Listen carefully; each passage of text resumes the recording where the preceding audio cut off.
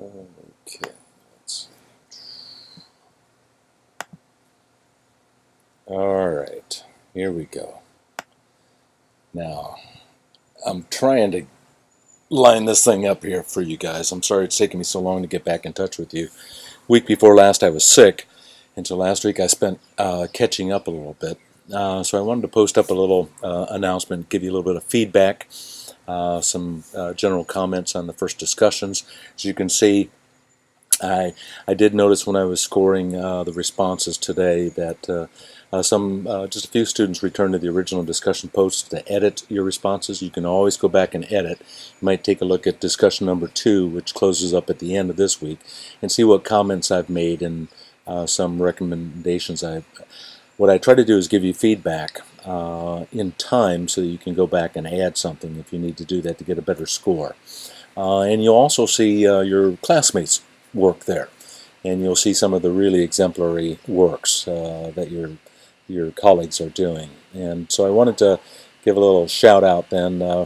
In the first discussion, I was so impressed. First of all, I should say thank you very much.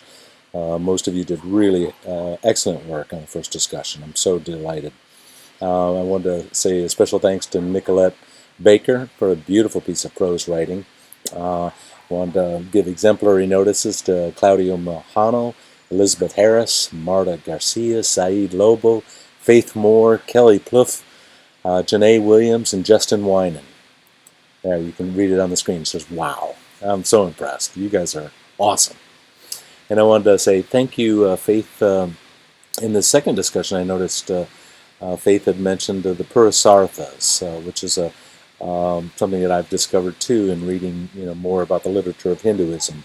And this is about the principles or the purposes of human life, according to Hindus. Duty or dharma.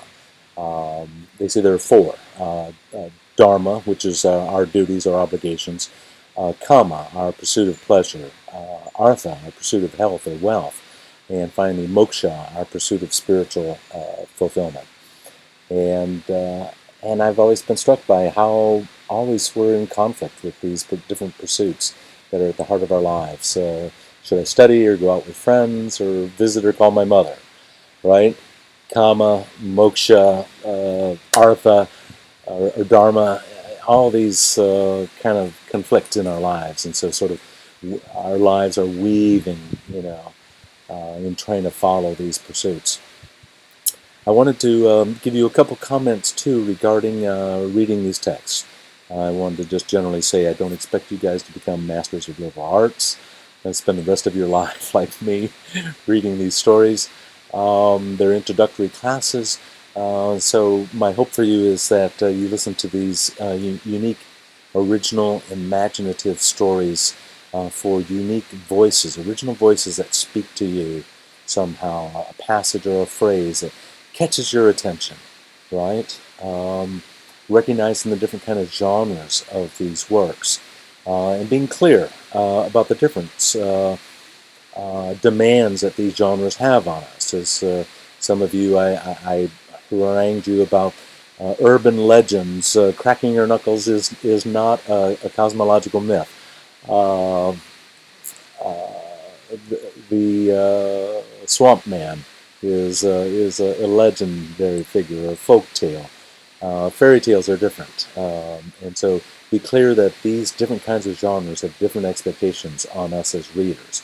So when we read scholarly essays, for example, we'll find ourselves, the demands of those kinds of essays are very different in terms of looking for logical argumentation, critical evidence, assertions and claims.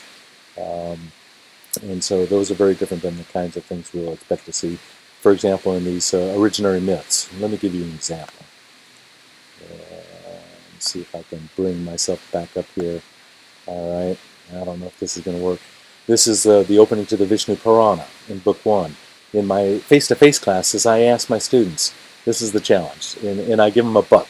Someone please read the first sentence of the Vishnu Purana. All right? And I'm not talking about this part up here. It says Invocation Maitreya. This is sort of the introduction to the reading, right? And so we cut this out when we stuck it into the iBook. All right? And so the first sentence begins with Om, period. Or actually Om, exclamation mark. That's the first sentence. Om. And hardly anybody gets that. They always go, Om, glory to Vasudeva. Victory be to thee, Pundarash Kashka. And so this is an example of what I'm talking about, close reading. Om is a really crucial and important word because it notifies us immediately. This word has a significance in and of itself that comprehends. This is the sound of the universe. This is the sound that awakens Vishnu out of his egg in the primordial sea of the first existence, right? And it also awakens us to this idea that this is a particular kind of prayer. Glory to Vasudeva, victory be to thee, adoration be to thee, glory be to thee. This is a prayer of adoration. And then it's followed by a prayer of petition.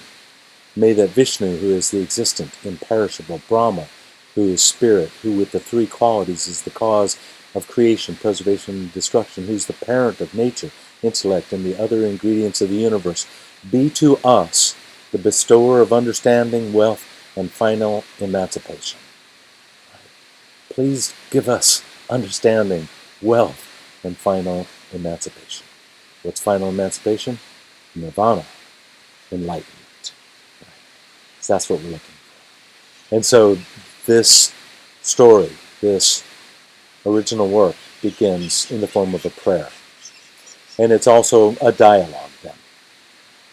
Right? So those things will come back to us, as a matter of fact.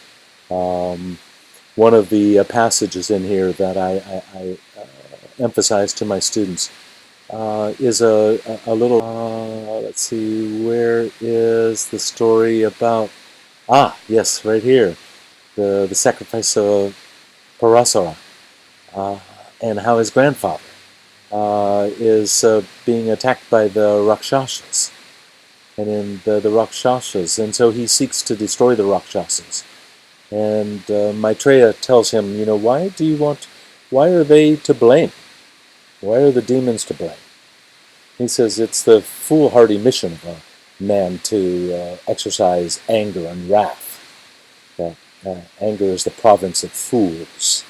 And so one of the questions I ask my students is, why are the demons not to blame?